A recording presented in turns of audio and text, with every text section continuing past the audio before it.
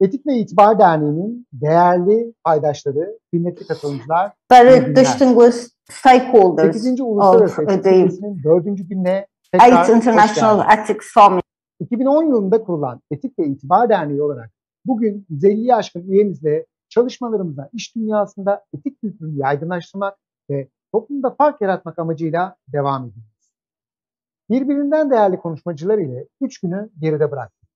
Bugün yani zirvemizin 4. gününde dijital geleceğin etik tasarımı temasıyla birlikte olacağız.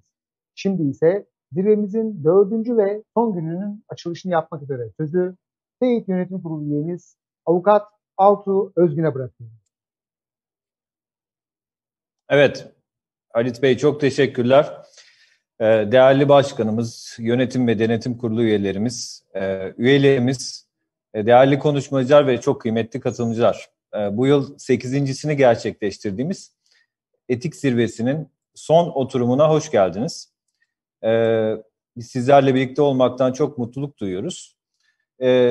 İş hayatında iş etiğini ve itibarı önemi hakkında özel sektörden değerli paydaşlarla birlikte 11 senedir gücüne güç katan TEİT, bu sene dünyanın geçirdiği bu paradigma değişimine adapte olup zirvesine sizden gelen önerilerle de hem çevrim için In particular, some feedback from you, and we are having online sessions altogether between 17 and 19 hours every week, and this is the very last session day of our summit. As you all know, we have more than 150 corporate members as the Ethics and Reputation Society, and over 250,000 employees all around, considering the corporates.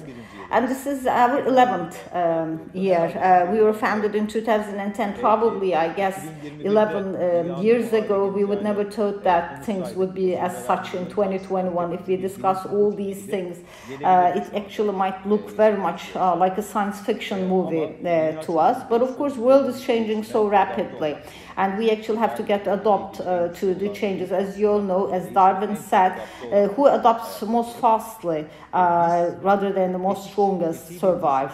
As you all know, ethics is actually requires a multidisciplinary approach. Once we said ethics, as you all know, and as the speakers will mention, it's actually a sub-branch of philosophy. For many centuries, as you all know, the thinkers, the philosophers have been elaborating on this, how to make a correct decision, how to make a decent life, what is actually active leadership or correct decision making, what we all mean by this. For centuries, these actually have been discussed. Ethos, as you all know, is from ancient Greek. Socrates, Plato, Aristotle, all these philosophers use this concept for leadership and for the character or for proper decision making. Of course, it is all about what actually you deserve as a right and what you are making a decision on this. As an example, we have to do the right thing even if no one is looking at us, or whenever there's any opportunity on the table, even if you have the opportunity to abuse it, just making the correct decision, both internally and externally, and having a holistic integral approach. That's how we comment on this. But today we'll be speaking about ethics by design in digital future. As you all know, starting with the last month, we started with paradigm shift in capitalism, and especially we discussed about, in particular, reputation separately over the corporate level and ethics over the historical perspective. Then we discussed about colors of diversity from an inclusive perspective, especially human rights in terms of diversity and inclusiveness. And at the same time, what it means actually for the corporates.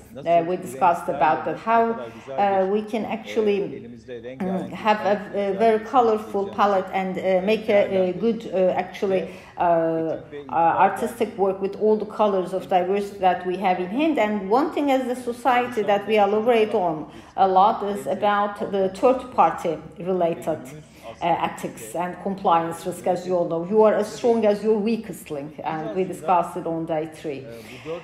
Of course, while we were planning all these days, especially first we just thought we just need a holistic approach. I mean, about considering the past, the present time, and the future. That was the underlying theme.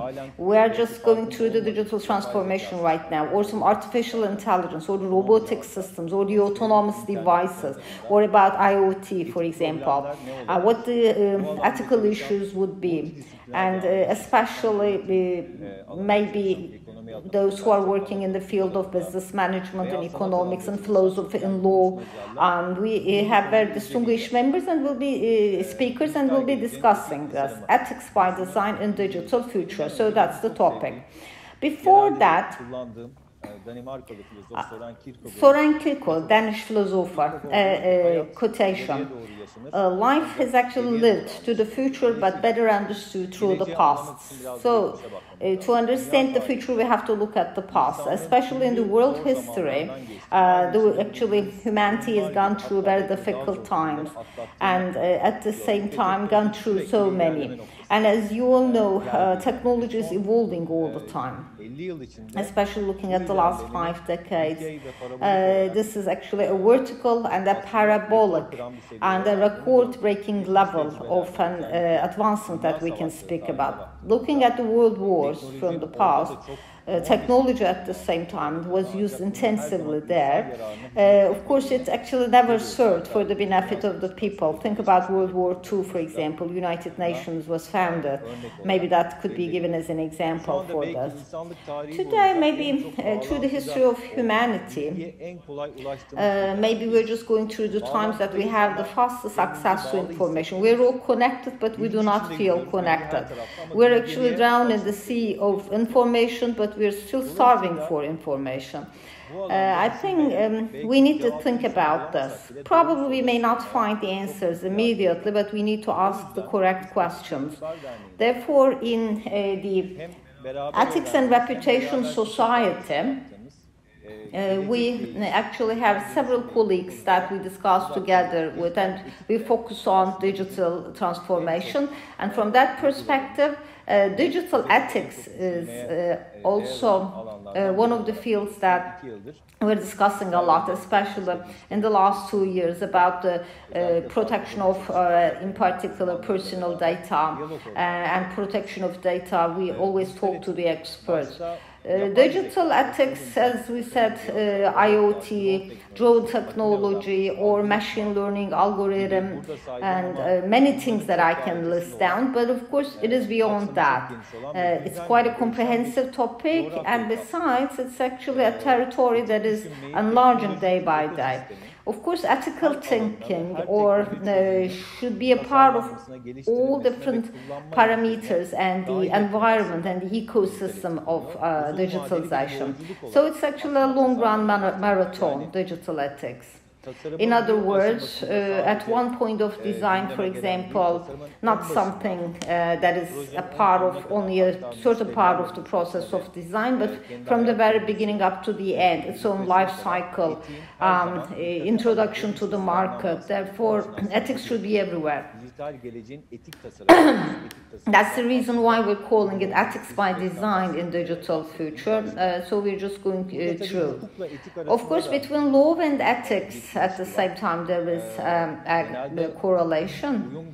Once we said compliance, we considered compliance by the law, but I think ethics is actually going beyond, maybe especially going through the places that law cannot regulate, even if there are no written rules, or even if, for example, something is allowed. Ethics is all about deciding what is good or bad. Therefore, digital ethics may cover the laws, but I can say it is more than laws, even if there is actually no legislation, no regulations, but still there actually must be some ethical insights, and they have to be a part of the ethics by design. Of course, it's very important to speak about certain ethical rules, like, for example, personal, especially the benefit, and to be reliable, integral, data protection, transparency, democracy, diversity, non-discrimination, to be fair, to be just, and environmental well-being, accountability. Especially, these are at the actual core of the discussions about artificial intelligence. So, before I conclude my words, as always, I actually touch upon the history, philosophy, and the previous schools, and I actually, there is a nice analogy in mythology, Icarus epoch. Icarus is the son of Daedalus, an architect in ancient Greek, and both his father imprisoned for a specific crime.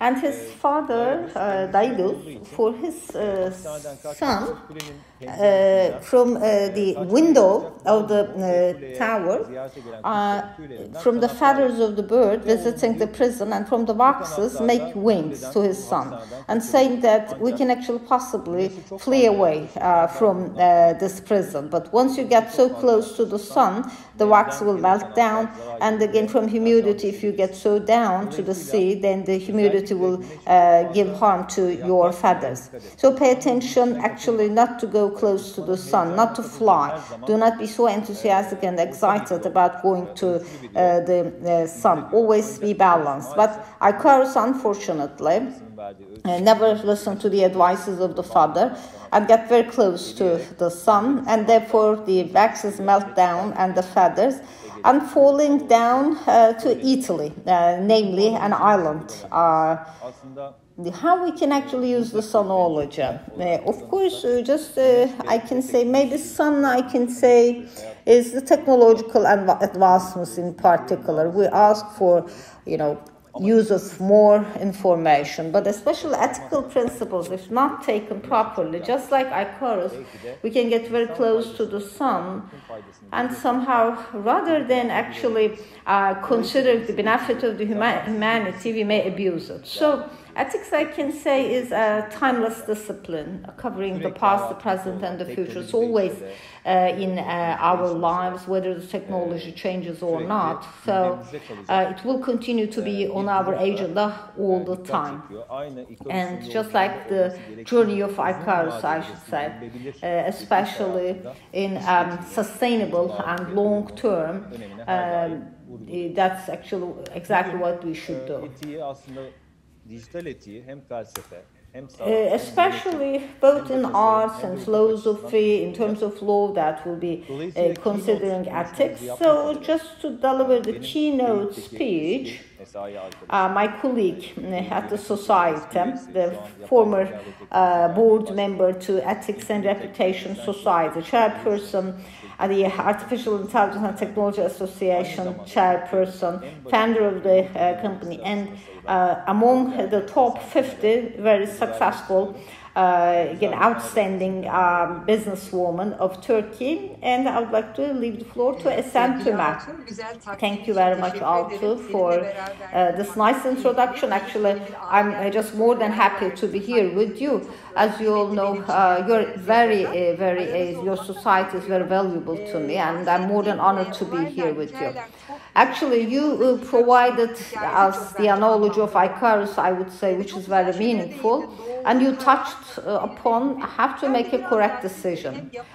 So I will just get you through the AI and what we are doing in particular as the Artificial Intelligence and Technology Association, and where the world is evolving, and that's what I would like to go through.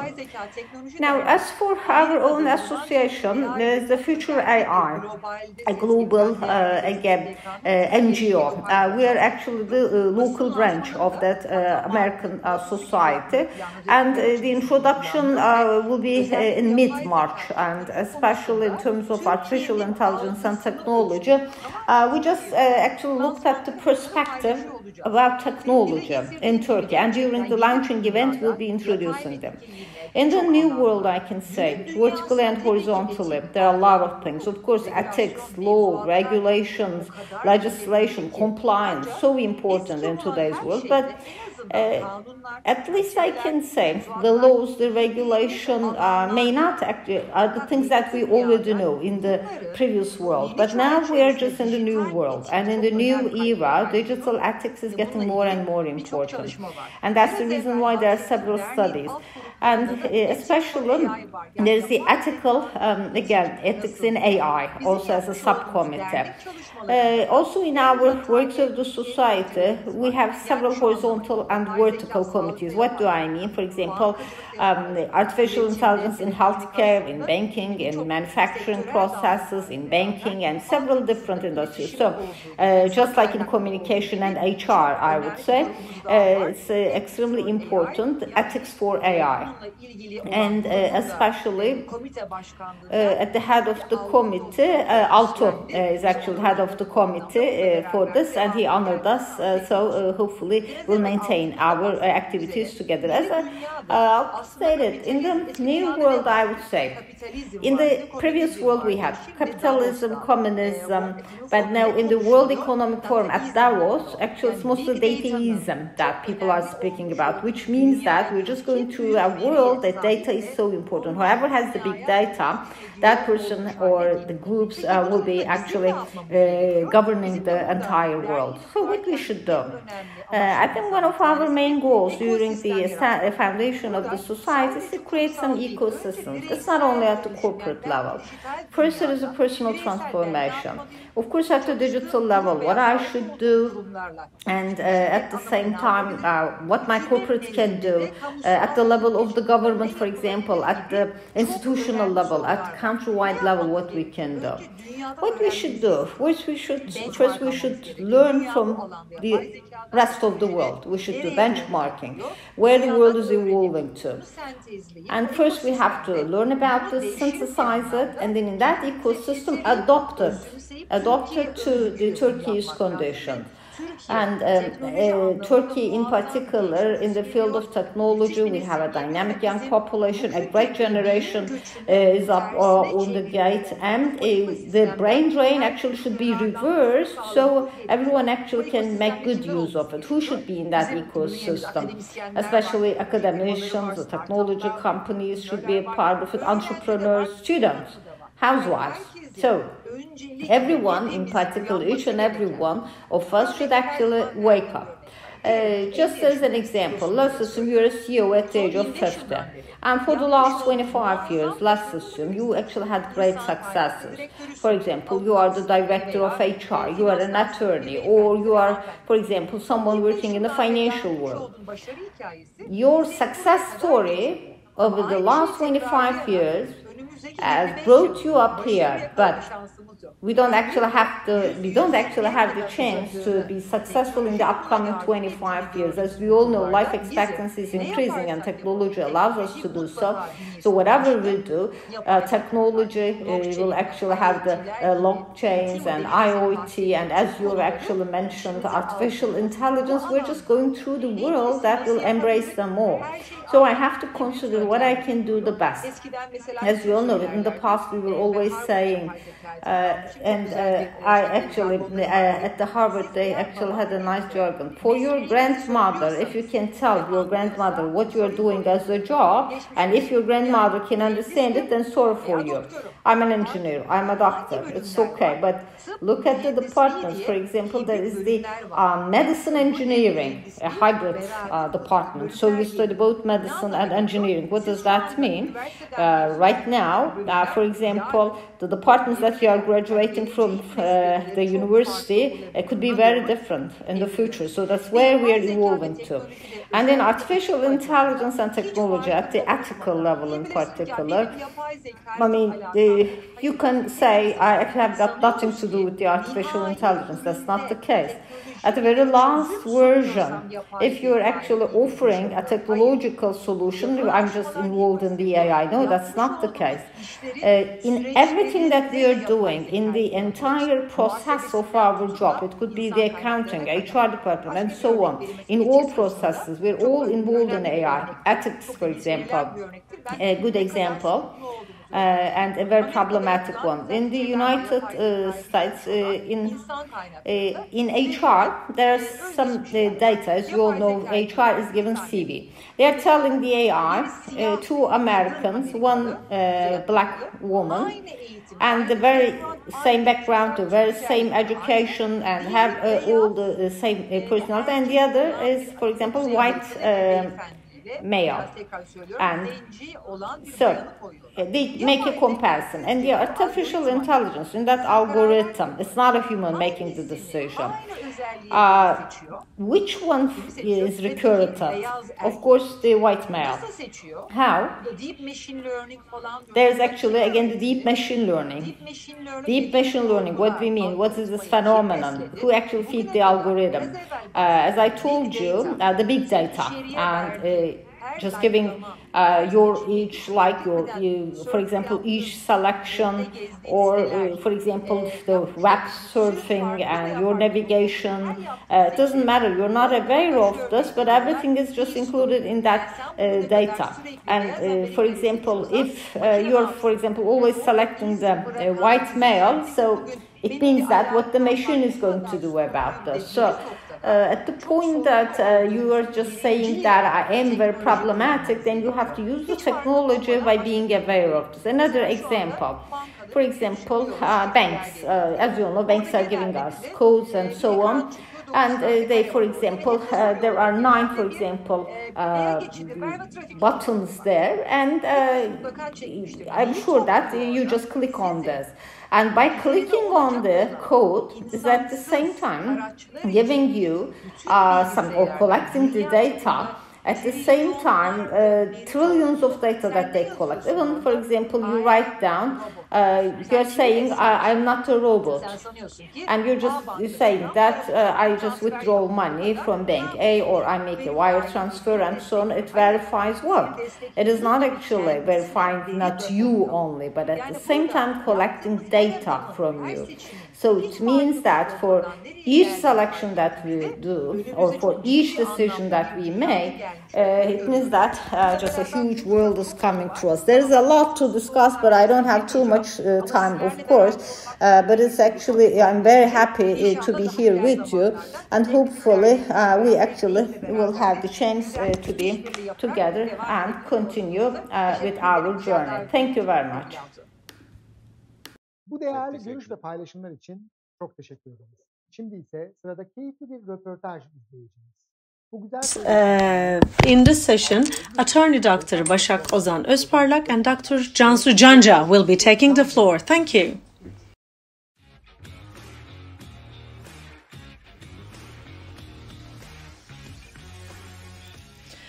Well, welcome to the fourth part. We're now speaking about ethics by design and digital future. We have distinguished speakers. My colleague, Attorney Dr. Ozan Özparlak and Dr. Cansu Canca will be taking the floor first. They will be speaking about themselves first. Başak, can you please introduce yourself? What have you been doing on artificial intelligence, and what brought you to AI when you were an attorney? If you like, we can start with that. Thank you, Altu, and would like to express my appreciation to Teyit for organizing the summit. On one side, I am an attorney, but in Özal University, I am also delivering lectures and lessons on international law for artificial intelligence. And in the last 5 years, I've been writing various articles. And of course, I've started this with an interest. And if it were not for such an interest, we wouldn't have started all of my works there. Without losing time, Dr. Cansu, I'd like to turn to you as well. Cansu, previously we had very nice organizations organized with you. Cansu, if you like to introduce yourself, can you please also tell us a bit as to how you started started working on ethics and artificial intelligence. Thank you, Altu, and thank you for the kind invitation. I'm a philosopher. I was educated on philosophy, and practical ethics is my field of application. Health policies, health technologies, and ethics have long been my topic. And this is how I've started working in AI. Bioethical questions I've started with, and digital technologies, and ethical questions, how they can be answered, now became my field of interest. And we're running some research work and providing advice to the people who are working in practice. Wonderful. Now, we know how philosophy really is important in ethics. And you have a philosophy background, and we understand it's quite important. But before getting there, in terms of artificial intelligence, ethical standards are really important to us. But law seems to follow a bit from behind. Once a scandal takes place or a major digital ethical problem takes place, we also need to have some regulations. Can you give us the general framework about the ethics and artificial intelligence? How does Turkey do, and EU? Now, law has always been considered as a field to limit technology. Now, things are starting to change a bit, because encouraging innovation and making sure for the technical aspect to work better, we need a legal background and a framework as to how people will be in charge of what and when. And now we understand that the European Union has a responsibility there. Particularly this year, legal activation will be started, as we'll say, because the European Commission published a white paper through the end of 2020. Later on, one ethics and intellectual property rights were also the themes discussed. And in 2021, the white paper is to be reviewed and also updated, but the European Parliament will also be starting a procedural start. But of course, about this confidentiality and privacy of data, we expect digital services and marketplaces laws to be introduced in the European Union. These are extremely important, including certification as well. These are all about the legal framework of artificial intelligence. Another thing is, we are, as you know, a candidate country to the European Union, and at the same time, the companies who are active in Turkey will need to be in the position of enforcing such legal arrangements to be also competitive in the international domain. And also Turkey is a member to the Council of Europe.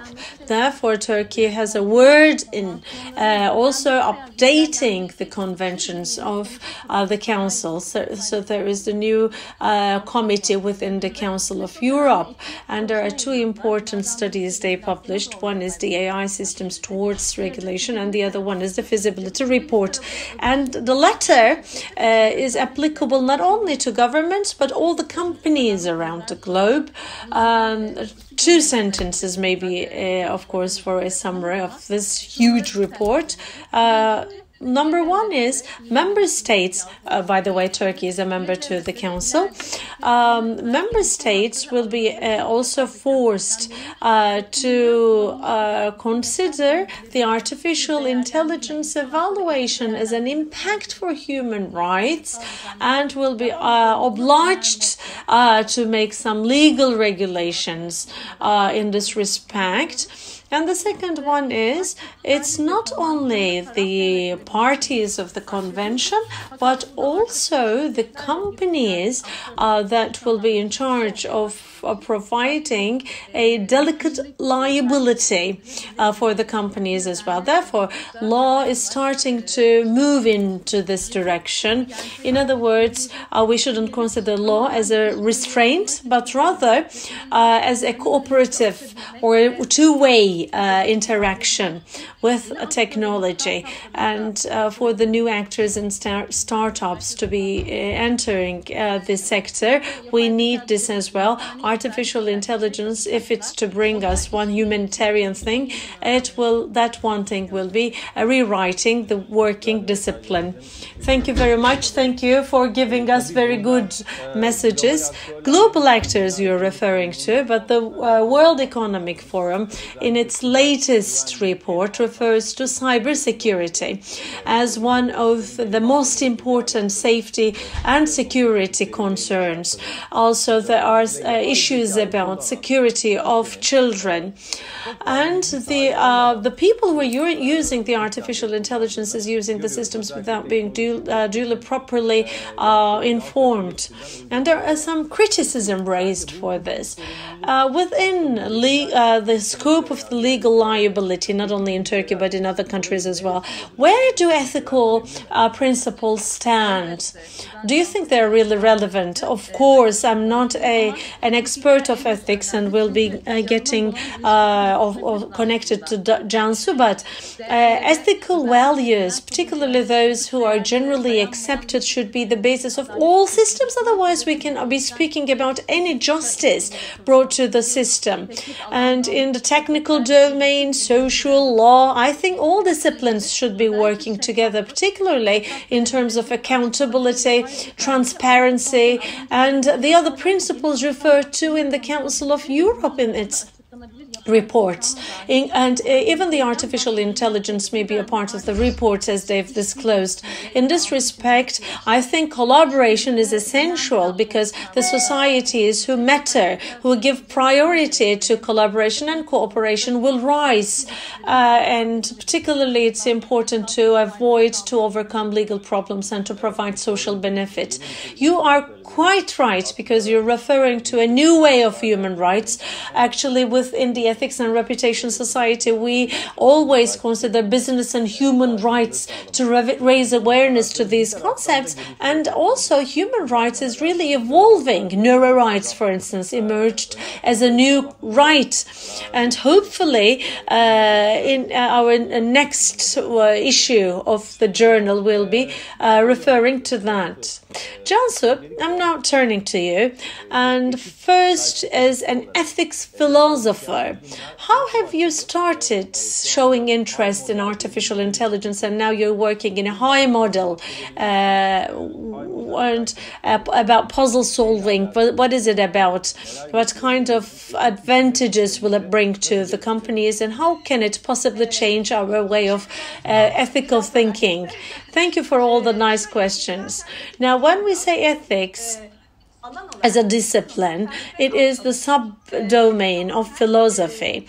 And in any instance, particularly the applied ethics also relates to finding the right option as to which one is the right. Therefore, the theories we're using and reaching a conclusion, all of the instruments or tools we're using aims at finding a solution to this question. But the difference is when we say ethics, the people in this sector think which rules are being applied, and it just seems to be as the softened version of law. There is a list of rules, and which ones can we avoid so as to be okay with law.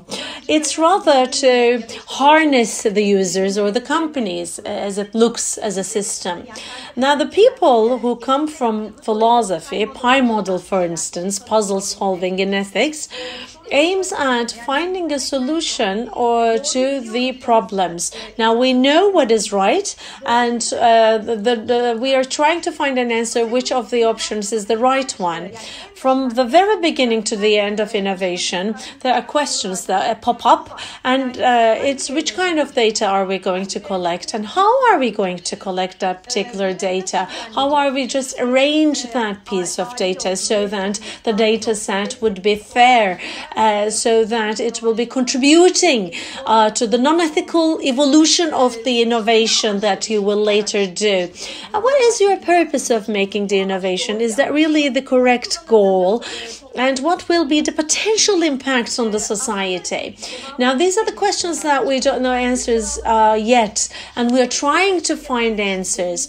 And as for the companies, as rightfully you said, it should be rather about not expecting scandals. I mean, your name, individual name, or your company's name doesn't need to appear in the newspaper. There are things that you can do before that will just avoid some ethical risks, and it also will help you find ethical opportunities, because innovation should have a place in correcting ethical problems in the world, or in other words, in meeting the ethical needs of your consumers.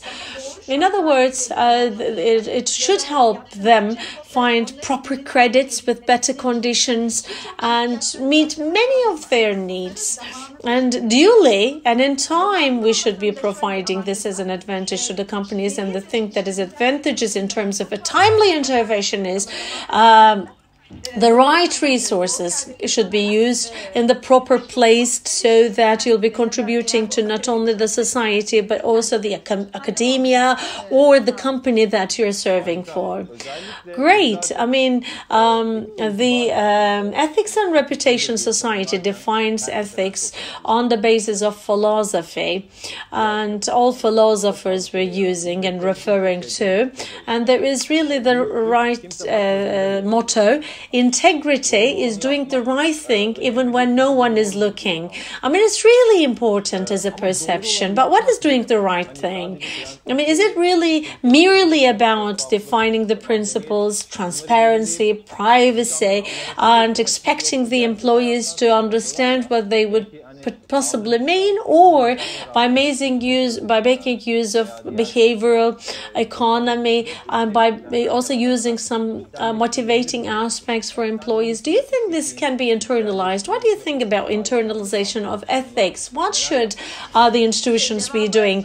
Now, this is one of the questions where you will find the answer inside. Now, the principles, ethical principles, just a little things I'd like to say. Dynamics of AI Principles is the name of the study we ran. In the last 5 years, everywhere in the world, more than 100 ethical principles were published. These are AI ethical principles. And about that, we made analysis of that. We've developed a new instrument.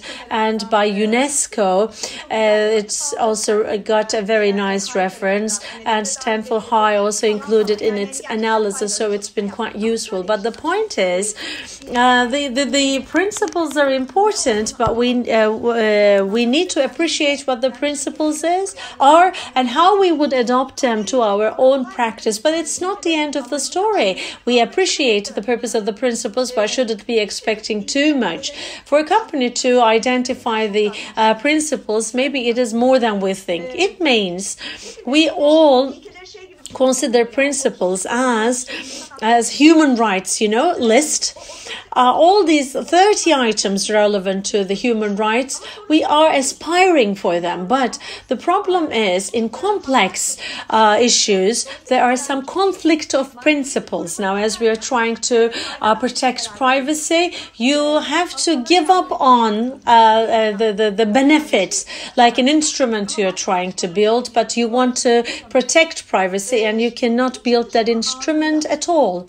At the time of that conflict, your company chooses one principle to highlight or prioritize. When there is no single correct answer, what should be the priority of your company? Like, for instance, Apple shouts out the fact that they prioritize privacy. We don't know if that is exactly true, but at least this is what they are saying. So the principle should be showing what your priority is. And when you're using it, you can just go on with the continuum of it. By test cases, for instance, you need to just adjust how you will be making a decision, under which conditions, and you're conveying it as a message to the managers of the company, to the principal developers, and to the advisors for ethics. Gradually, with some practical cases from life, with the trainings, the ethical approach of the company and the institution is prepared. So we are just exercising ethical reflexes or muscles. Or to give an example, I don't know if you would agree with me, thinking about the ethics, I mean, it's like going to the gym every day. If you go to the gym every day, after a while you get in shape, you get fit, but it doesn't happen if you do it once a year, twice, 3 times a year. It happens only if you make it a regular act. Exactly. And one also additional remark, it's a very good analogy that you're making. Every day you go to fitness, but you will not be the Olympic athlete, right? So there will be some fitness, trainers who will guide you. So ethical experts should be paving the way for you for difficult questions, but easily, answerable questions will not be referred to the trainer at all times. By developing an exercise for the muscles, you will have the capacity, indeed, that will give you the chance of building your own answers. With the next question I'd like to move, which I think is an interesting one. Cansu, as I've watched you on TEDx, the major companies, and I don't want to put any company at stake or any accusation. Technology companies such as Google, Facebook, or Amazon are also interested in AI systems, but they're having some problems in ethical systems that they're using being questioned very much. IBM, for instance, lately had a prediction about the employees who possibly would be losing their jobs, and the algorithm is questioned very much, and you're frequently referring to it. And the company is quite big, they're quite valuable, they are already developed their ethical principles. Why do you think would the ethical accidents take place? The easy answer to that, if you ask me, is not caring. I mean, not paying proper attention. Because, most of the mistakes or the, failures happen knowingly, by underestimating ethics, if I may, or by considering ethics as a way of making advertisement. I mean, we've published those principles, and it really looked nice on the window shop window. And what do you think? I mean, ethics washing is not the correct thing, but when you look from ethics washing, by always referring to ethics and keeping on talking on well-being, fairness, by using these words, we're just really using the nice words. By the ethics washing, I mean, we try to refer to some rules, but no designer likes it. I mean, there is someone who is looking over your shoulder, and are you doing it right? Otherwise, I will be shaking my finger at you. And then what we do is the designers or the technology developers should be in the position of asking their questions comfortably. If I ask a question, I shouldn't be in the position of just making a conclusion out of it, because there is nothing to reach a conclusion, because by designs, we can make sure that the designs survive healthily. But the big companies even is not, anyway, able to include the ethical aspect within the innovation process. Maybe they take a look at it initially, maybe at the end, but the big mistakes may be overlooked in between.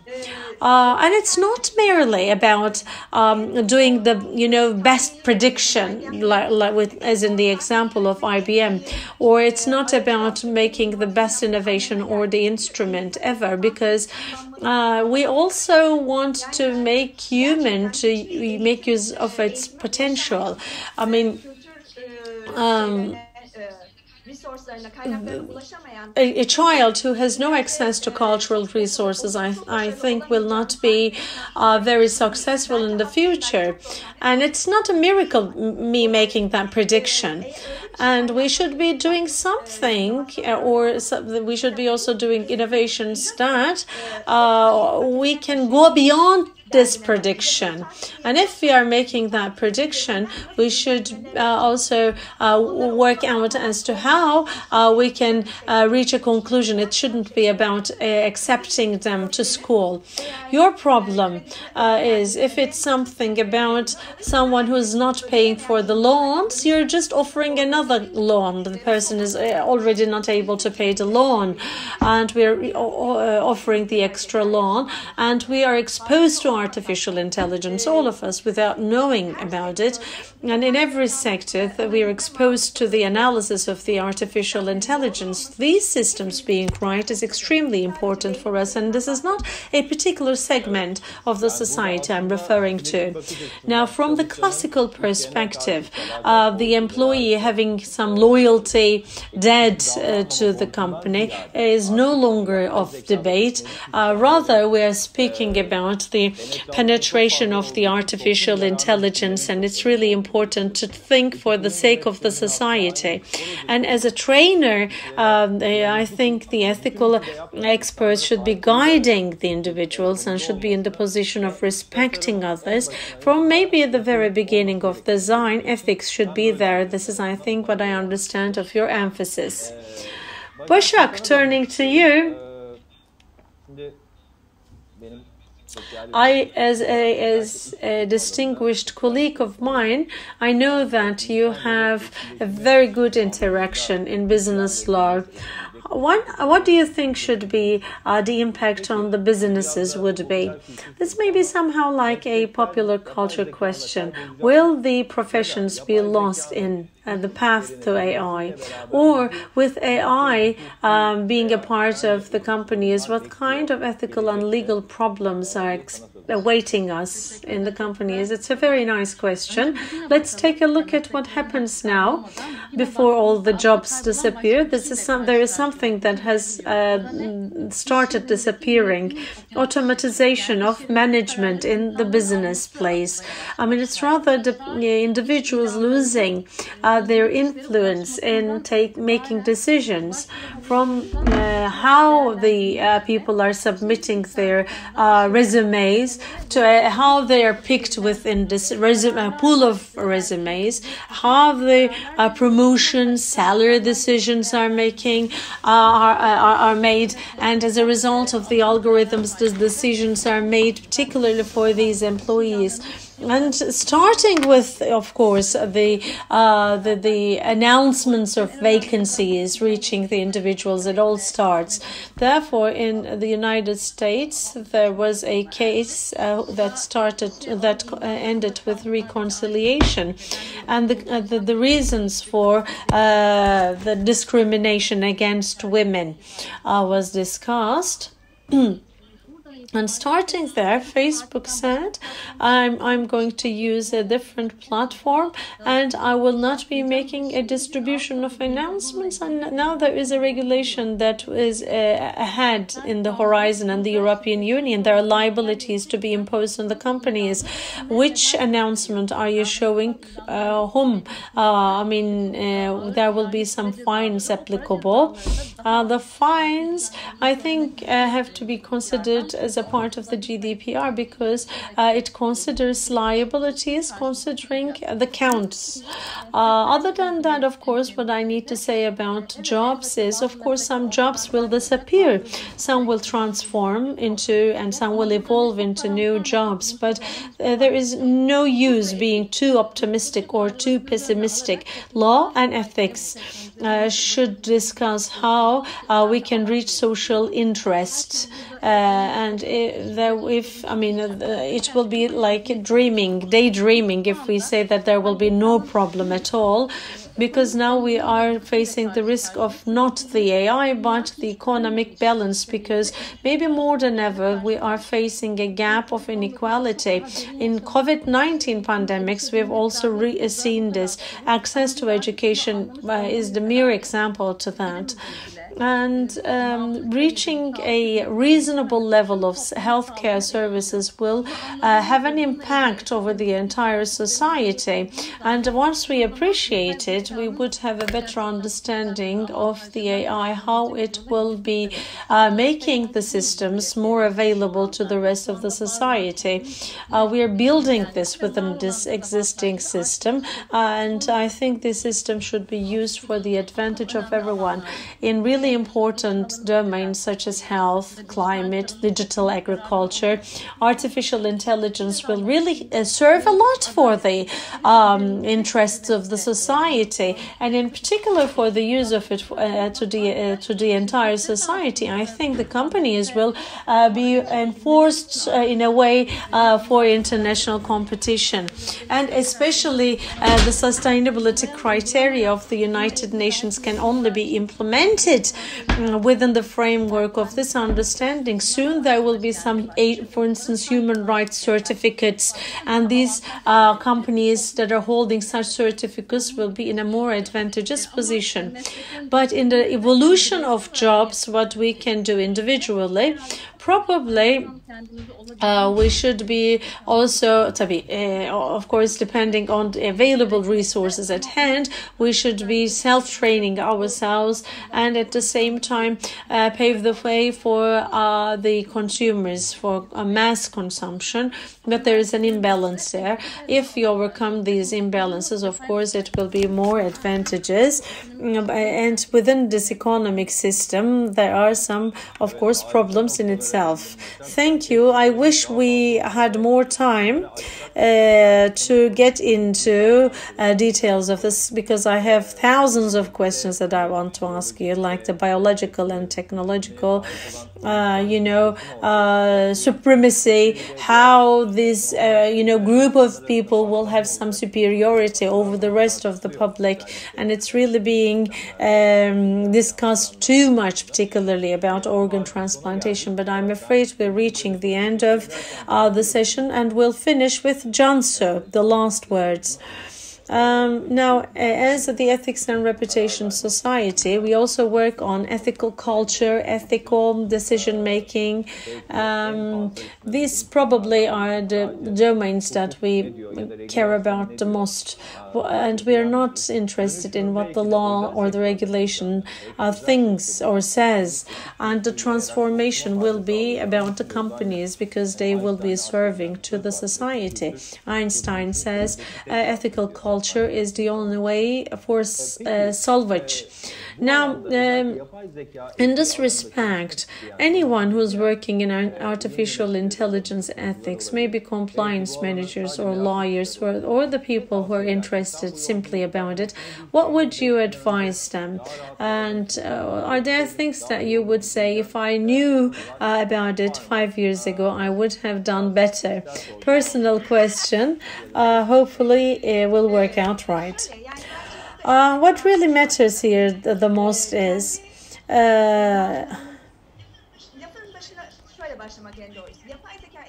when we say digital ethics or the AI ethics, it's merely the area that is being supported by many fields. And this was so for bioethics. And for bioethics to stand alone, the ethical aspect is done by us, the philosophers. But for applicability, we need a legal framework to be able to get data. We should be supplied with social data from sociology, and we need from the science or of medicine to be supplied with proper data so that we can make proper analysis. And organ transplantation, for instance, was my doctorate thesis.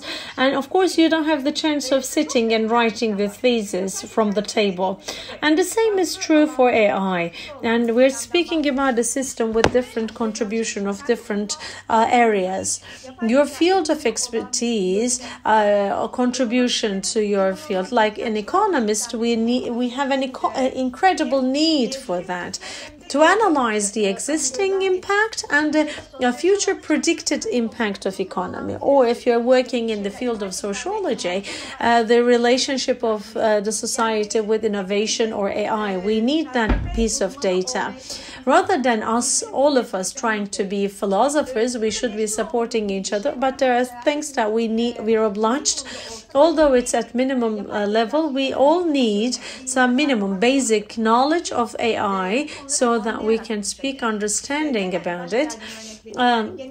Like for genomics ethics, when you're doing it, you should be appreciating what it is so that you'll have correct predictions or assumptions. Similarly, AI systems should be appreciated well. When I first started with the artificial intelligence, this is what my professor said: you should have at least a communicable level of knowledge. And since we are speaking of ethics, basic understanding of ethics we should have so that we speak the same language. And after that, of course, for your particular specialization, if you're too sound, it's really something that you will put on the table. Your own field of expertise, I think, should be channeled to that. Thank you for the marvelous summary. Really speaking on the ethical field, we should know about the ethical notion. And about the universities and departments of engineering, now ethics has become a lecture. If you think the contrary, any person who is speaking on ethics should be knowledgeable about the relevant business model.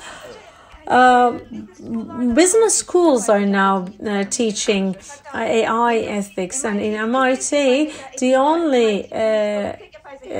I'm delivering the only artificial intelligence seminar. And what we need to look at is, we shouldn't be following from behind.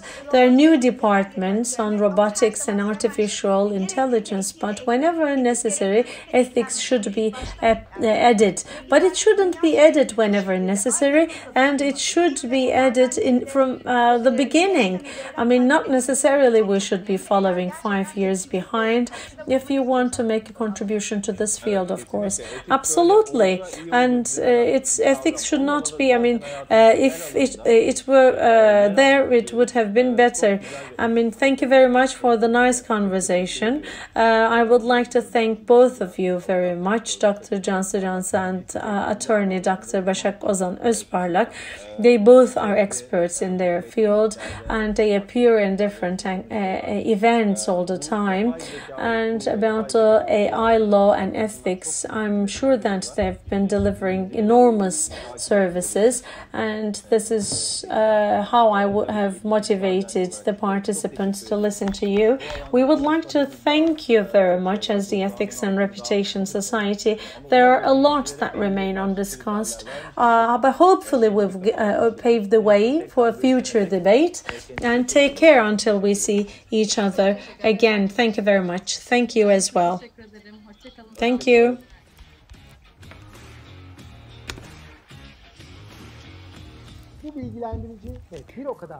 Thank you very much for this informative video interview. I would like to move immediately to our panel discussion. So I would like to give the floor to our facilitator, Altuğ Özgün. So hello everyone. So just moving from one moderation to another moderation. So we are back again on the fourth session of our summit. Esen Tümer, Başak Ozan Özparlak, Cansu Cancu, thank you very much. You have just provided us very valuable information so far. And as we discussed in the opening session, what is ethics? It's a multidisciplinary concept, as I told you, and we actually need to have some different perspectives to understand ethics. We have quite interesting panelists. Ahu Mine Güran, Connectivity Administrator at Tofaş.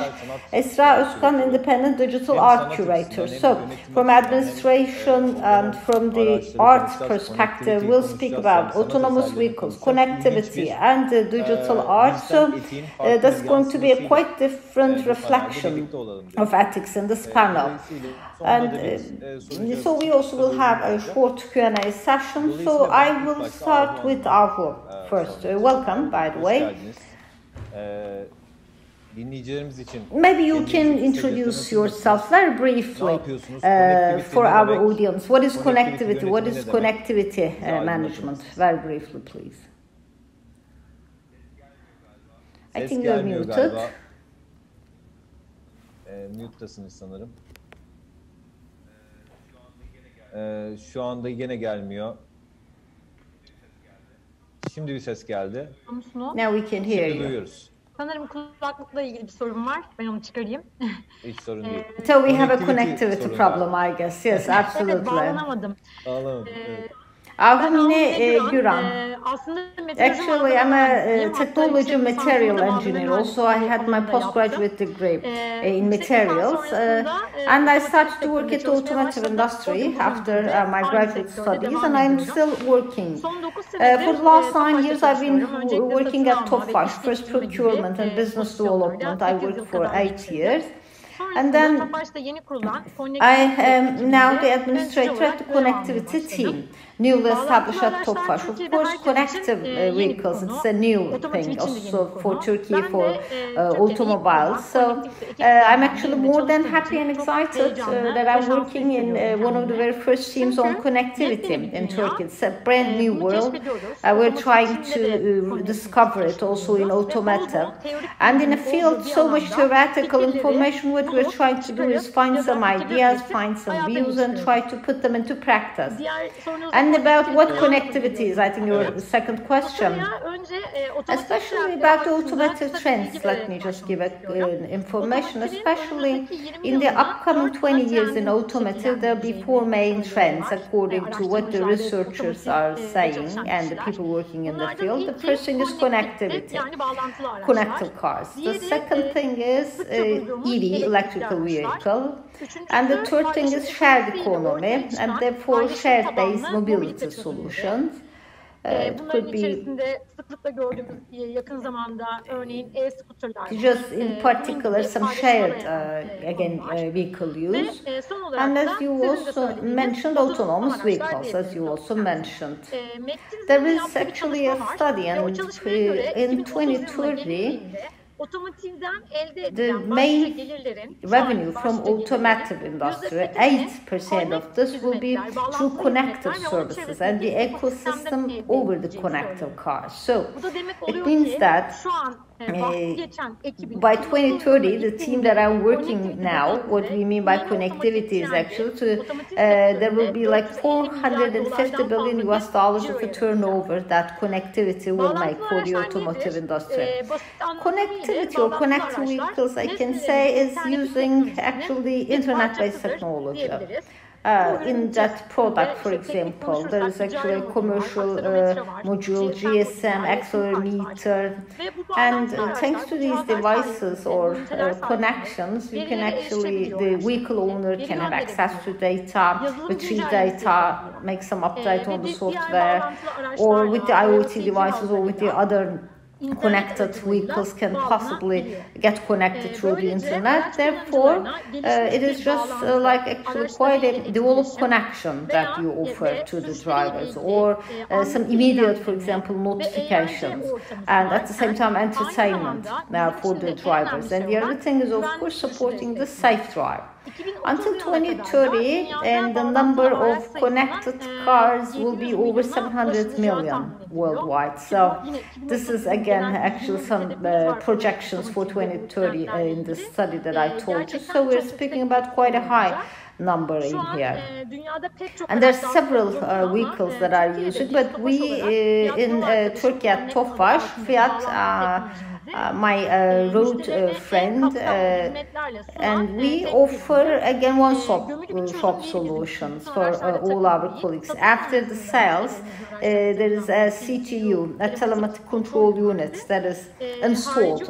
It is sold externally, I mean on demand, and we have several customers, users. By the end of 2018 it is introduced, so it's quite a brand new product, and in all the vehicles that we manufacture, these units will be an inboard part, so it will be heard more, I guess. At least I can say we will have over 200,000 connected cars by Tofaş in the near future. That's what we plan for. Perfect, a perfect introduction, really. I mean, in terms of connectivity and connected cars, and of course, you just help us to imagine what could happen in the future. So now I'd like to give the floor to Esra. Would you please introduce yourself, and then I'll get back to Ahu, and we'll just get into more details with questions, but if you can introduce yourself. Hello, Esra Özkan, independent digital art curator in Contemporary Istanbul that I work as curator. And also at the DIC, the Digital Art Platform, I'm a founding member. And in digital arts, I can say in general, in Istanbul, there are several projects, and I actually worked as the director.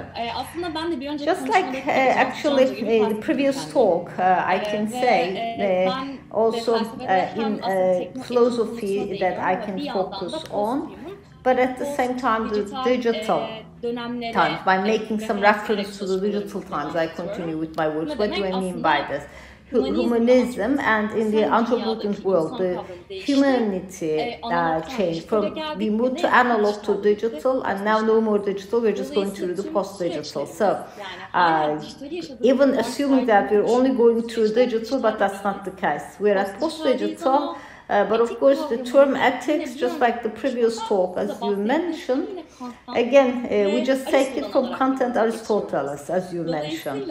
And therefore, in all these processes, in the world that we live in, I can say, we actually, especially from the art side, what we can convey to the next generations, we work on this, and also the ethics. Thank you for this brief summary. So we'll discuss both ethics and aesthetics with you from the art side, I guess. So I'll go back to you, especially about this issue of connectivity, what it means. And I think we have something in our minds, but in connected vehicles, especially for the users, what type of difference it would make? I mean, what would change in the lives of the users, if you can touch upon that? Of course, what we're doing is actually our own connected product, and to create some added value for our users and touch to their daily lives and to be on their side. Now, with our customers, whenever, for example, they purchase a vehicle, there's also the after-sales part. But now, thanks to connectivity, we are actually a part of our customers every single day. I mean, every day they're using our car. So it's interactive, so it's not like only after sales. So we, for example, understand that our users actually have more relations, closer relation with their vehicles, and they actually have safer drive. And with a mobile application, at the same time, we can allow our customers, for example, to have remote access to their vehicles. For example, remote locking the door, unlocking, or open, for example, especially the trunk door. For example, if the kids forget, for example, by saying remote, very remote, I guess you mean. Yes, could be anywhere from Turkey. I mean, you have a car in Istanbul, for example, from anywhere, you can open up the door, get some fuel data, for example, in Istanbul traffic, how much fuel I have, the range, for example, you can get information on that. About the battery level or the tire settings, you can get information. Especially during the pandemics, we experienced it a lot. For example, for 20 days, we, for example, did not use our cars, and the battery is running out. And if we do not, for example, send in a notification to our customers, then they actually have to take the car to the service. So actually, it helped a lot for our users. And for example, example, if your car is towed, then you again get data, the location of your car. You possibly can get delivery of your car without getting into any panic. For example, in case of any car theft, this also happened, for example. You can even find your car thanks to that module. And at the same time, for example, there's the parent or mood. For example, if you go over 100 kilometers, then you get a warning. Or if you're out of, for example, 5 km of coverage. From the police department, in the points where there is the highest level of accident, also in the mapping system, we give a warning. And for example, 1 kilometer ahead, we again warn our users, and there's a special sound, an alarm. And if there's, for example, any breakdown of the vehicle with the data that we get during their travel, then we immediately have access to our users, and if, for example, they have to stop their cars, if it is a big, for example, problem, we ask them to do so, or we send a towing, for example, vehicle, or telling them to do not be in panic, just as an advice service. And also for drive, we have a scoring system, especially for acceleration, deceleration. And after each travel, we give some scores to the drivers. And besides that, we also have a scoring system. And in each travel, for example, if you go more slowly, then you can have fuel saving, these types of warnings that we give. I mean, depending on the performance of driving. They can actually see all the travel details about millage and fuel consumption, and we offer added value system. Added value offers, for example, if it is quarter fuel tank, we give a warning and saying that you have to just go to the gas station. Again, during the pandemic's another thing. And we get some services for 365 days a year. That is the car insurance. Now we have a Risk Connect insurance and a product. So, and from the scoring of their performance for the good drivers, so there's more discount given. And at the same time, for those, so we give actually some different discounts. And especially if they did not use the car for 20 days, for example, again, this is actually reimbursed, paid back the time that they're not using their car. And therefore, they actually, it's also a saving, so it's an added value service, I can say. And of course, safety is so important. As I told you, we have an ambulance system in case of an accident, and we get data from the vehicle of the user, and immediately a call is made, and we cannot have access to them, then immediately an ambulance is referred to the location of the accident. And if, for example, there is a need for towing, then we do so, or if they're in need of an ambulance again, we do so. So from this perspective, I can say we also have a video that I would like to share with you. Yes, actually, that would be perfect, I guess.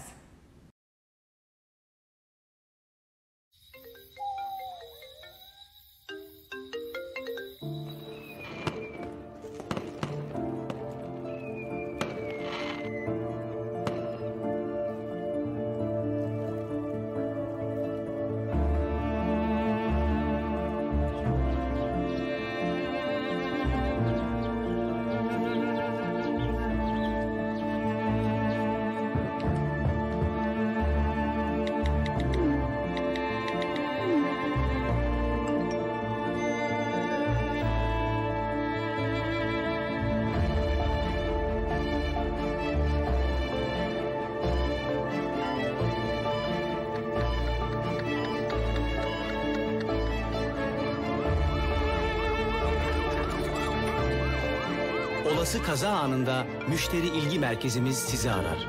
Ulaşılamazsa bulunduğunuz yere ambulans gönderilir.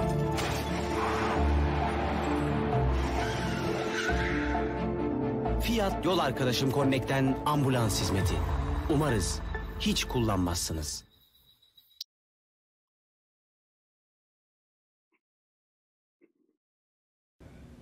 So, Evet. a great video conveying the message, as you mentioned, connected vehicles is actually will totally change the behaviors of the users. They are life-saving, and at the same time it also will help for ease of the problems that we have daily. For example, I forgot so many times where I park my car at the parking lot, or if, for example, they tout my vehicle, where it is, or sometimes whether there's a car theft or not. So it's okay, we understand the connected vehicles, and especially data is collected all the time, and offering solutions for convenience of the drivers. How about the cyber security issues in terms of the data, or about the personal protection, personal data protection? What are the measures that you are taking? And with the participation of 3,000 users, it's actually a survey in Turkey. And for the automobile users, with regards to the advanced in particular features, we check for the perception of the users. First of all, the consumers are totally actually relying on their vehicles, especially after the pandemics.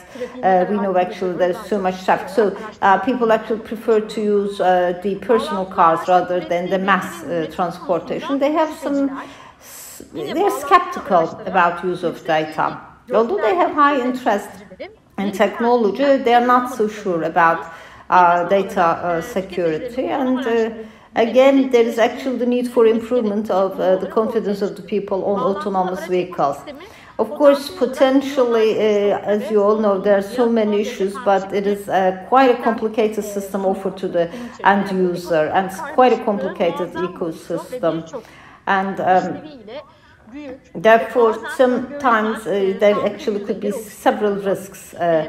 But then automobile users, of course, as the manufacturer or the companies working as the security, as also mentioned in the previous talk, we are working in collaboration. So, of course, so as to avoid all the risks for the connected cars, we're working at Bursa plant with the R&D IT teams. We had a 2-year work together. As a result of this, we developed this product.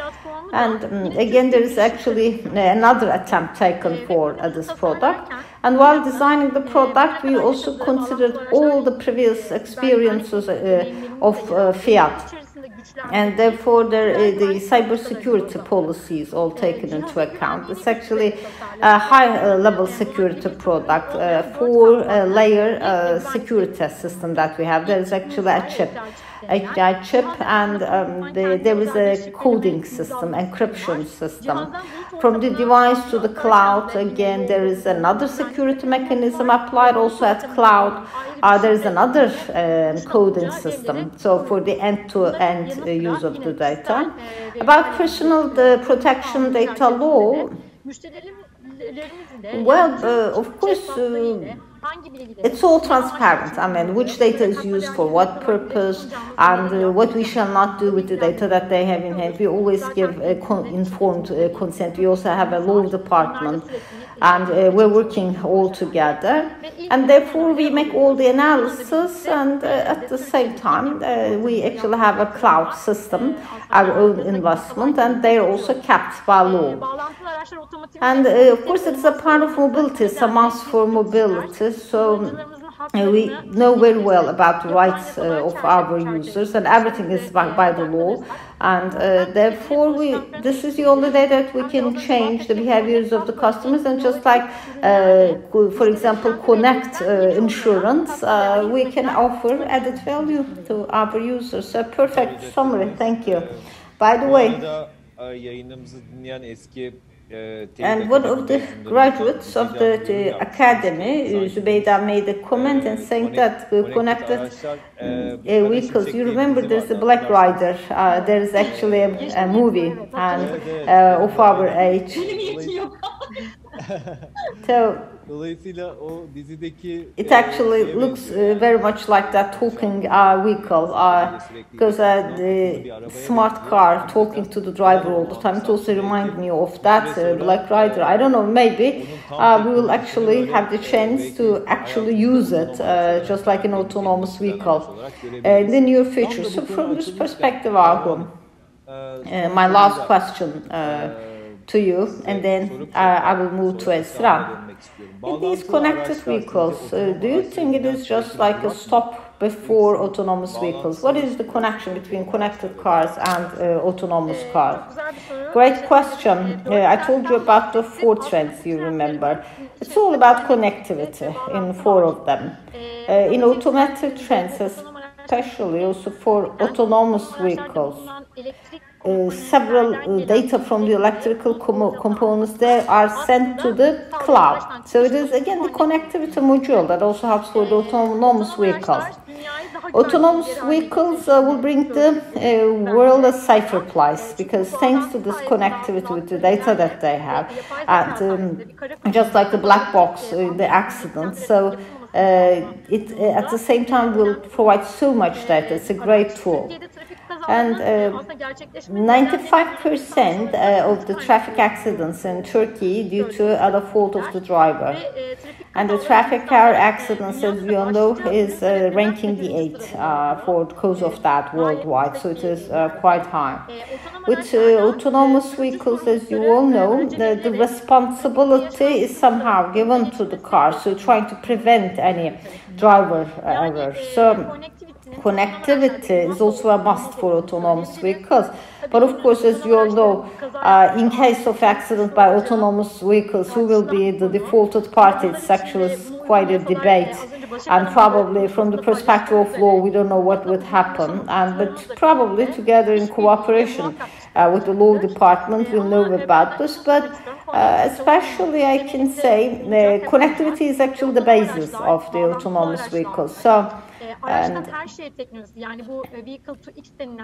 it's all about, for example, smart traffic systems, avoiding conflicts, park management systems, or emergency notifications, ambulance call, again, remote location, or some traffic sign warnings. These are all the things that actually will improve, I guess, the system. And of course, at the same time, I guess all the other tools and devices in mobility will be a part of this, but I think it's just going to take some time. Of course, the traffic department, as you all know, together with the legal department, it all will be done. Of course, we're investing for the future. As you all know, it's actually a huge team with all the players in the ecosystem. We continue to work, and hopefully for the Turkish automotive industry, this process already started, and hopefully it will improve more. Thank you. For this wrap up, especially I think from the legal perspective, I can say who is going to be responsible for autonomous vehicles. It's just going to be the automotive company or the one, whether it's the user. It's actually discussed a lot, especially, for example, the trolleybus problem that we had, how it is going to be reflected, who is just going to be saved, or what the AI will discuss. But as I told you, it's not an easy task. So I guess I think especially from the very beginning, this is what we have done, I would say. So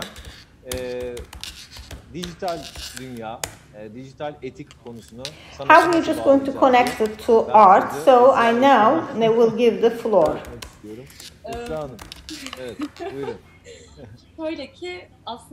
Now, we as human beings are seeking for connections with the outer world, with the other people, and the connections we're seeking will put us into a framework as human being. Now, art, rightfully, as Ahu Hanım said, we're using autonomous cars and we are using algorithms to build generative arts and bio arts, kinetic art, and within there we are making a subgrouping of these fields, and we are combining it with arts, the technology. At this point, as a curator, one of the first questions I'm asking to artists is, whenever you're doing some, work about data art, we see a piece of work, but we're seeing it as, active. We see the movement of a line. But the group of artists say that they take the aspiration from data. And the question that should be asked is, which kind of algorithm have you used to create your piece of work? And, as an open source or from the brand, what kind of data have you referred to? And which kind of algorithm have you used to support the data? And on which software are you doing it? And is this truly the output of what you've done? Because one of the biggest problems we're facing in art is what you do would not corroborate with what you provide. So, I've produced a car, I've manufactured the car. It's there physically, standing right in front of you.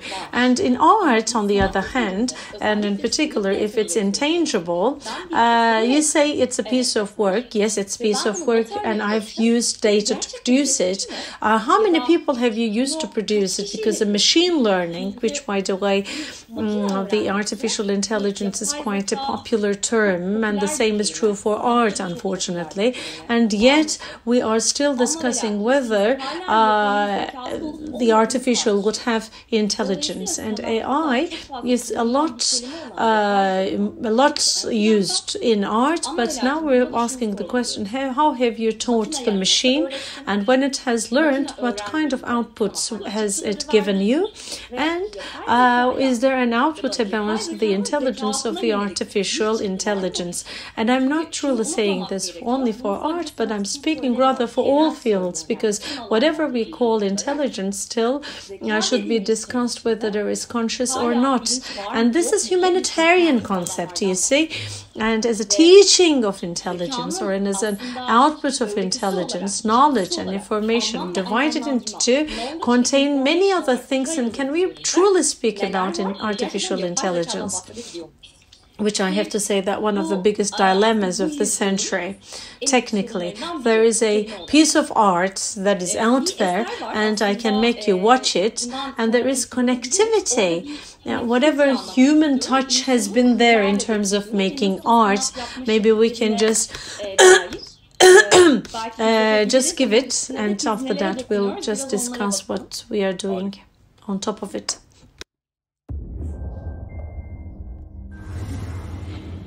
What makes you you? What is your essence, and can it be captured? Amazing artwork, but then when you think about it, it's actually our DNA, it's actually us.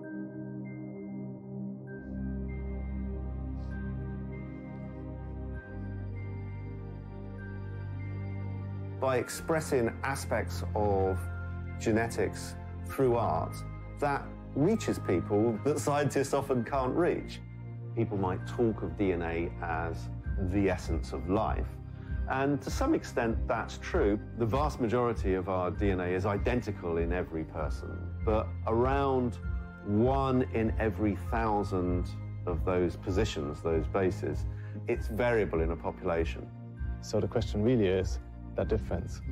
What does it drive, what does it trigger, and what does it lead to?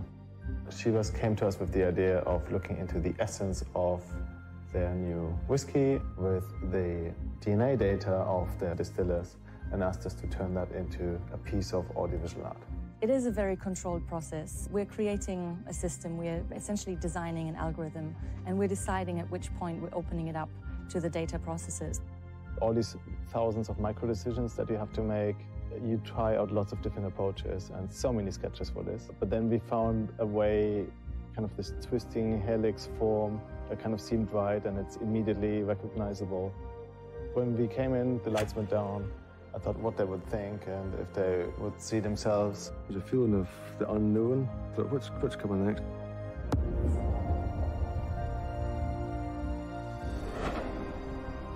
Wow. Initial reaction, I just took my breath away.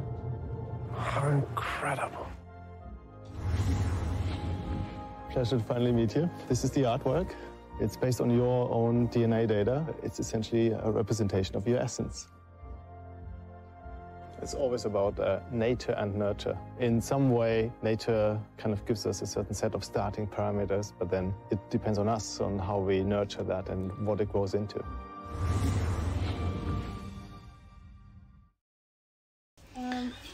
Now, the point is, what are we connecting to, and how do we make our stories? Digital is a very technical word, and but how to break it and make it into stories, how to bring them into our lives, really matter. Because the connections that we're making there is about the aesthetic form that is based on the individual's own DNA, how it's just transferred to the individual. Digital art also includes algorithms, so there is a genetic background and DNA into it. Of course, it is rather the language of art that is being performed with these connections, but on the other hand, it has the biohack, bioart, or some other, terms that would define the future. Also about ethics, it's being used rather for building the future. But before that, maybe we can rather speak about implications of machine learning in the future, particularly in art, and we have another video for that. One of Rembrandt's great achievements was to portray human emotions in a much more convincing way than artists had before him, and in many ways for all time.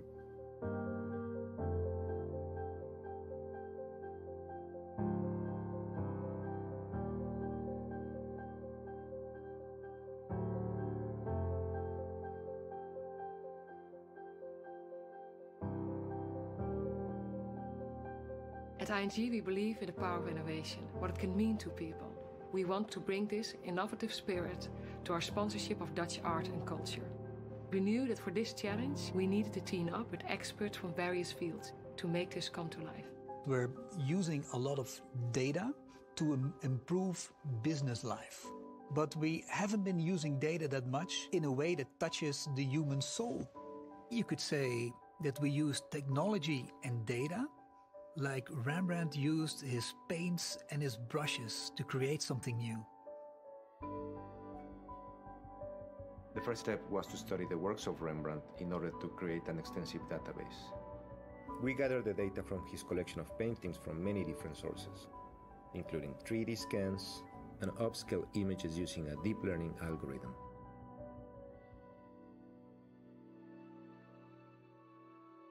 Because a significant percentage of Rembrandt paintings were portraits, we analyzed the demography of the faces in these paintings, looking at factors like gender, age, and head direction. The data led us to the conclusion that the subject should be a portrait of a Caucasian male with facial hair between 30 and 40 years old, in dark clothing with a collar, wearing a hat, and facing to the right. From there, we started to extract features only with faces that were related to that specific. Rembrandt, if were to live today, I truly don't know if he would still have painted, but to have reflections of Rembrandt for the future, they've made a machine learn about all the paintings of Rembrandt, and the name of the video is The Next Rembrandt, and the machine produces, by mimicking Rembrandt, his artistic works.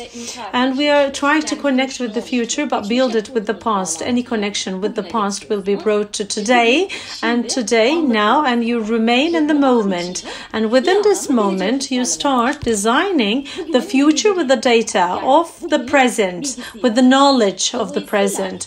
Therefore, what we refer to as knowledge defines our ethical framework.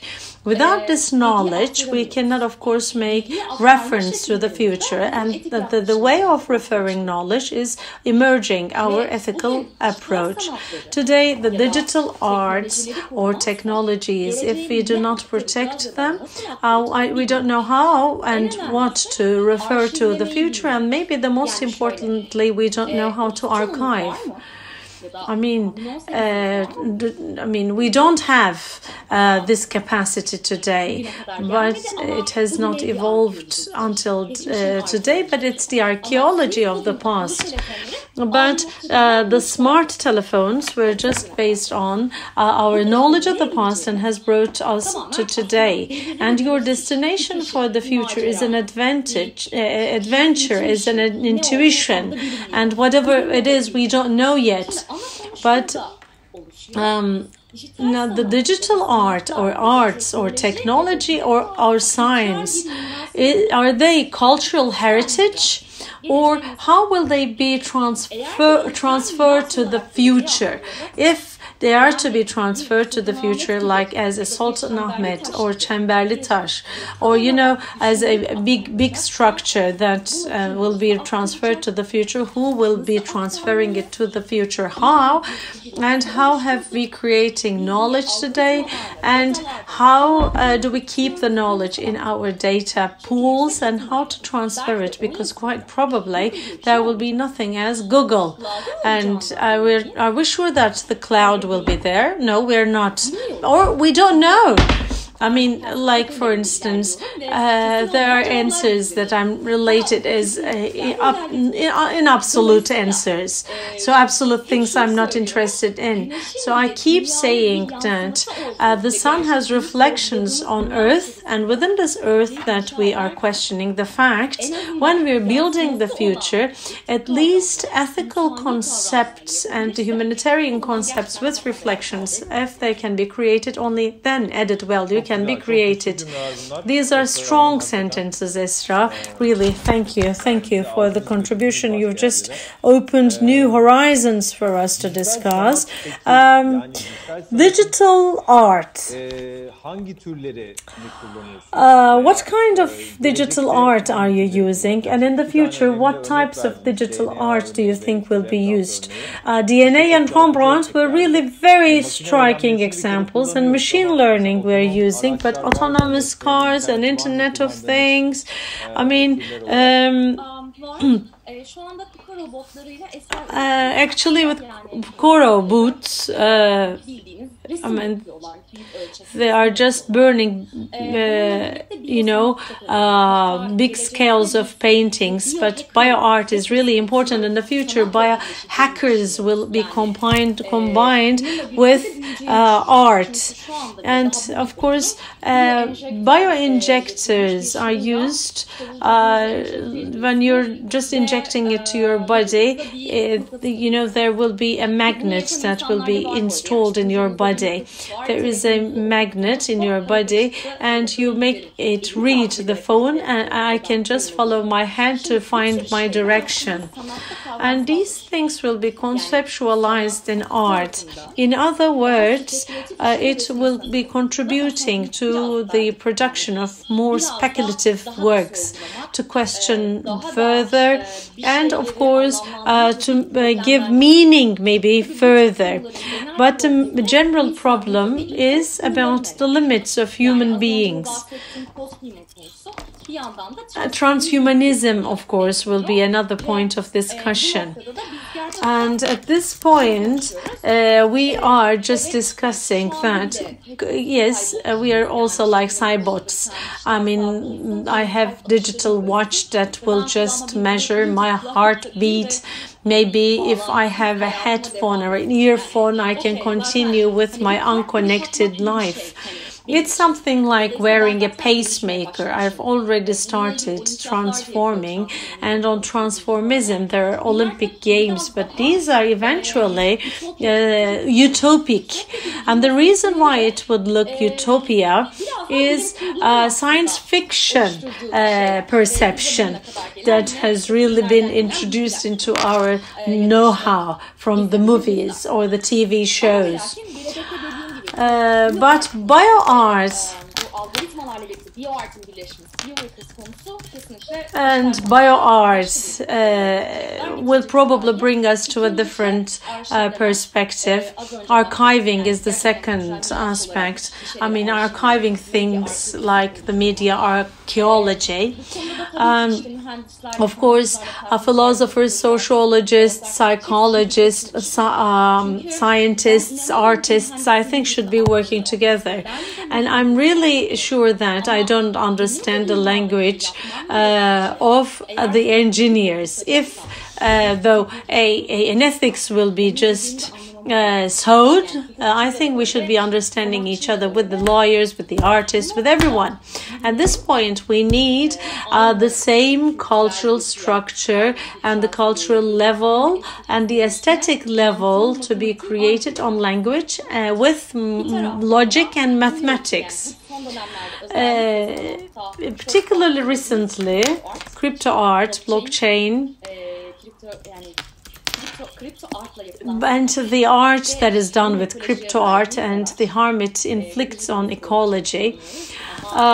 We're all using blockchain, but one Ethereum has an ecologic damage to the world. But unfortunately, since we're living in the capitalism order, nobody discusses it. But there are facts that is just barely there, and the matters of ethics will boil down to it: to crypto art, crypto money, blockchain-like systems in art. Eventually, currently, particularly in law, there is no corresponding concept, and as far as I know, and the reason why there is such a lack is that because of economic capitalism. But when it just gets there, probably things will have changed. Wonderful. Blockchain, crypto art, these are quite new, and the world of such domain is new, and it also needs legal regulations. But we keep saying that ethical principles should always be there. What do you think in the digital art? What will be the future's ethical discussions around? Do you think the intellectual property rights will be an issue, or on arts ethics or ecology, environment? Do you think the debate will be evolving around these concepts? Intellectual property rights is an issue that we keep discussing all the time. I mean, it's just being discussed amongst all artists. But it's just about taking a screenshot to copy the digital. If I were to take the screenshot and were to share it, I can do it, and everybody can do it. But have I taken your permission to do so? No. But I'm just that the artist is producing a piece of art and has done so and uploaded to the YouTube channel, and I've downloaded or took a screenshot and manipulated a bit and said and claimed that it's my piece of art. All these processes trigger the question as to how valid these works are. Who does it belong to? Algorithms are really critical, as I said. Where have you taken your algorithm? And just tell us more about the algorithm that is behind your piece of art. And maybe beyond intellectual property rights, the artists should be sharing their algorithm. It's not just the artist, but everyone who's producing an algorithm.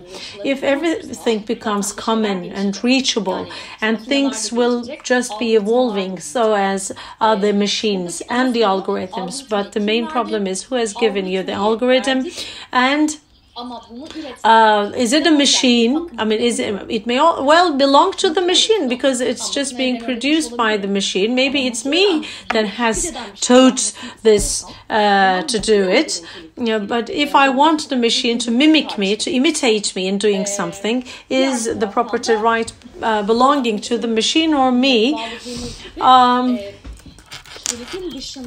And beyond that, maybe beyond the intellectual property rights, there will be new needs of laws, because new domains are just opening up. And we've also covered the jobs of the future in the previous panel. And I always have given you the example of curators. Have we in the past known something such as the curators? No, but now it's a profession. And even in a world this has happened, probably there will be other professions coming up, emerging, and everybody will have such rights. Yes, you are absolutely right about the jobs of the future. For instance, AI psychologist probably will be one of the jobs of the future. So you've just brought this topic to a different corner, and this is what we like about it: diversity, inclusion. I mean, we want to hear everyone speaking from different backgrounds and specialities, just lighting us in different questions. And we're approaching the end of the session, and the President will be making the closing remarks. Thank you. Would like to thank both of you. But some questions were asked by some of the participants, and would like to ask you the questions. Esra, you referred to post-human transhumanism concept. There is a very nice question. Do you think post-human concept itself is ethical or not? What do you think? For that, of course, we should be looking at the changing world. If you understand what human is and why is human changing to lead to the post-human concept.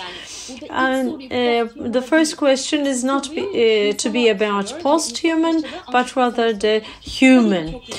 These are quite new concepts: post-human, post-digital. These concepts are quite emerging concepts. Actually, on the philosophy and sociology aspects, these are quite new concepts. I mean, they've been there only for just few years. I mean, they don't date too long in history, and they date back only with the history of technology.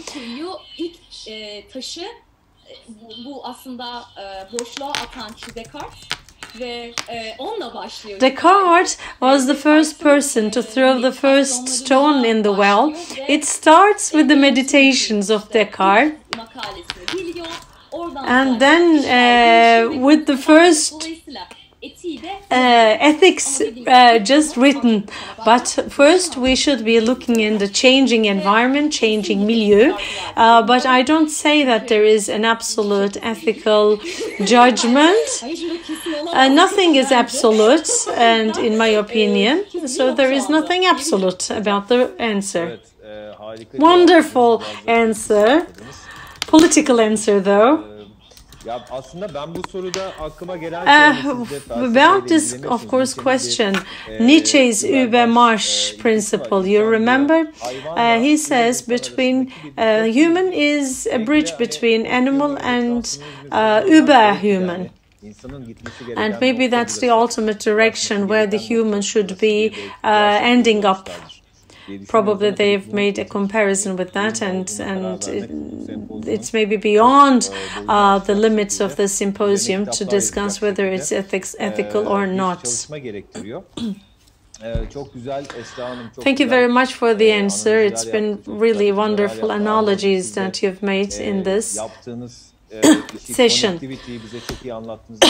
And Ahu, you've covered connectivity quite well, and believe me, connectivity was not that well defined in my mind before you speaking. we last said human, and we'll be finishing off with human. And human, the word human in Turkish comes from Arabic, and in a way it means the creature that forgets. In the digital environment, our reflexes of forgetting has just been weakened. But there is one thing that really needs remembering: ethics and reputation society. As the society would like to thank you very much for your attendance, and you've made the summit more colorful with your colors. And if I may, I will be moving on to the closing remarks. And for the closing, Attorney our distinguished president will be taking the floor. So, we've just reached to the end of the 8th International Ethics Summit. I would like to give the floor to Ertuğrul Onur, chairperson of the Board of Ethics and Reputation Society. Thank you very much, Altuğ. Thank you very much, Halit, for giving me the opportunity to address to you. So we have reached to the very end. Very distinguished participants, I actually would like to thank you all for your great interest on the 8th International Ethics Summit that we've been together for 4 weeks in a row. Thank you very much for your support and for giving us the strength. Now, actually, this turns into a global activity, the International Ethics Summit, as you all know, in 4 different days with 4 different teams. We actually had several keynotes and some panels and some video interviews, and we actually tried our best to bring the utmost depth to the topic, and I think we've just had so much development. Especially, it is the stakeholders' rights, sustainability, and the rights of our members that we are discussing about. And the new, our first day was the paradigm shift in capitalism, as we discussed on day 1. And we discussed again Unilever, Mustafa joined us, and especially discussed about the responsibility of the companies. And as you all know, Mustafa Seçkin. Then from Repman founder and the advisory board member, Salim Kadıbeşgil joined us with a video interview and discussed that having actually some special goals other than profit is actually a source of reputation. Then Tayfun Zaman, our board member, told us some business models, if developed by the companies, then it will be possible to be actually a good corporate citizen, as discussed. And then in the next panel, again, head of compliance, corporate governance and collective action, Basel Institute on Governance, Gemma Yolfi was together with us and discussed about the rediscovery of capitalism and about, in particular, the political effects. Then from Northeastern University, Professor of Criminology, Nikos Passas, told us about it is mostly about the conscious capitalism that should be lived, and about personalizing it and internalizing it and having some common goals that discussed. And on day 2, in February 17th, as an online, we had the Colors of Diversity from an Inclusive Perspective team. And our board members, attorney, Meltem Adbazar made the speech of the day and discussed about the committee in particular discussions. Although, for example, companies are very comprehensive, especially it is very important to be much more, in particular, collaborative. Phyllis Toprakis, an attorney, again board member, discussed about the extraordinary days of the pandemics and what experiences we get out of it. And in particular, touched upon this topic for the day 2. The keynote of the day from Socrates Magazine, executive editor Caner Elal, in particular discussed about the major tasks assumed by the corporates, and it is mostly actually having an ecosystem that is actually encouraging people. And L'Oreal Turkey Country General Manager Lorien Dufia especially discussed about the very close to the inspiration that they have for inclusiveness and diversity and how they embed it into their own activities. And then we had a panel discussion, and again Gamze Cizreli, founder and chairperson of Big Chefs, discussed about the inclusive and diversity is a must for them, especially for gender, race or ethnicity. No discrimination should be the case, but it's a shame that this is the case. Philip Morris Sabancı, Managing Director, Philip Yavuz Diren also joined as a panelist and said that at the core of everything it's all about respect to human and empowering people. If you give respect to people, then eventually you are actually inclusive. Media Turkey General Manager Levent Kömür, also as a panelist, in the inclusive leadership journey, stated that it is actually unconscious prejudices that we are having trouble, and if we get rid of them, then this journey actually would be smoother. On day 3, you are as strong as your weakest link. Are you aware of your third-party related ethics and compliance risks that we discussed? So speech of the day by the board member Fikret Sebilcioğlu mentioned about the crisis that we have, and in particular stated that third-party related ethics is actually an area that could cause a lot of trouble. And then Novartis Pharma Turkey Managing Director Avinash Potnas stated that managing risk is actually not something that you should do before the realization of the risk, but you have to manage it beforehand. And then Tugay Keskin, Chief Operating Officer, Coca-Cola, and stated that it's really very important to know about ethics and compliance, and you should not actually abide by this because there is penalty for this, but it is for internalizing actually integrity and turning into a corporate culture. And then we had a panel, and BP Turkey Head of External Affairs Hakan Türker stated that we're not aiming to only provide energy to the world, but how we provide is so important. And then Fikret Baltoğlu, Expansions Turkey General Manager, stated that reputation is something that actually you can actually gain for many years, but you can lose in a few minutes. So for sustainability, we pay attention to reputation. Then country leader 3M Turkey, Halil Kardıçalı, stated that there's actually at all levels, it's very important for all our employees to have a voice, and we actually like talking ethics as a company in general.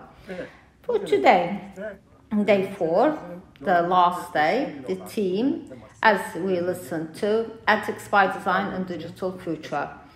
And actually, our board member Altuğ Özgün moderated the recent panel and at the same time had a video interview by the Artificial Intelligence and Technology Association Esen Tümer, Ozan and Ozan Law Office, Başak Ozan Özparlak, Cansu Cancı, Director Ethics Lab, and at the same time Ahumine Güran Connectivity Administrator Tofaş and Esra Özkan, Independent Digital Art Creator. Esen discussed about algorithms just like artificial intelligence and so are already in our lives, and they're all operational and in our lives. Başak Ozan Özparlak stated that especially very important for collaboration, the people who pay attention to ethics will actually rise, and it's actually going to be another matter of human rights. Cansu Cancı stated that practical ethics and correct behaviors, and in particular finding good answers to the solutions to the questions is important, so it's very important to develop them ethically. And therefore, all these things are very important as discussed. For ethical principles, at the same time offered again some studies some from their study. And even, for example, people from different expertise, specialists at the same time should focus on their own expertise. And Altuğ Özgün, our board member, stated that ethics is a multidisciplinary approach, and for ethical reflexes we have to experience it every day, and it's something that we can do only by daily routine practice, and stated that so as to plan the digital, we actually have to understand the artificial intelligence. And then Ahumine Güran discussed about connectivity and the connected cars and how it actually touched upon the lives of the drivers. Touching the daily lives is important, creating value and safety, especially for enhancing more safety, discussed. And also mentioned about, based on the data from the police station in the hot spots for traffic, for car accidents, mentioned about the notifications that they sent to the drivers. Why? Because eventually it's all about protecting and saving lives. And Esra Özkan, from the side of the art and the ethics, actually what can be passed from the past to the future, and especially mentioned about the human is actually at the focus, about digital art and algorithms that she discussed, and which algorithm, based on which data actually the art is developed. And eventually also they actually base on comparing the cause and the tool, and also machine learning, contribution of the machine learning at the same time she touched upon. It's very important to understand the past, to understand the to better for the future, and it's very important to bring it to the moment, and it's also possible to build the future. Again, global ethics principles, it's very important for it to be adopted by everyone, and in Turkey. So our Ethics and Reputation Society at the same time completed the 8th Ethics Summit organized with the motto New Thresholds, New Horizons. And that's actually, we aim to create a platform experience. For 4 days, we actually have very distinguished speakers all together. Of course, thanks to you, our audience, we observed your attention and interest. So I think we actually got very close to our actual goal in ethics and compliance. Of course, we are just going through some challenging times, and I would like to thank to 1957 PCO company, Halit Beyaz, for their contribution, and of course the entire team. And at the same time, for the Secretariat of the Ethics and Reputation Society, I would like to thank them. And at the same time, I would like to thank you, the audience that share your time with us as online on the digital platform. I'd like to thank you on my behalf and on behalf of our society. Of course, that's the end of the summit, but we will have ongoing at the same time activities. Very soon, our third-party working group actually have the risk management guide will be introduced for, in particular, the third-party compliance. And hopefully we'll be back together in our upcoming events, and stay healthy, stay safe, and have a nice day.